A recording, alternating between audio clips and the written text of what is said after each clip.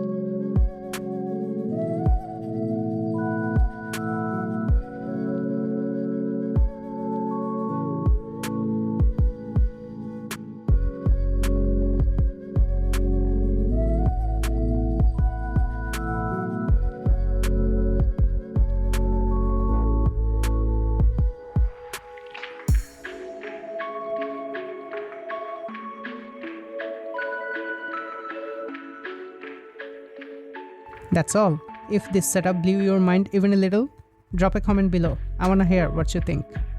Catch you in the next one.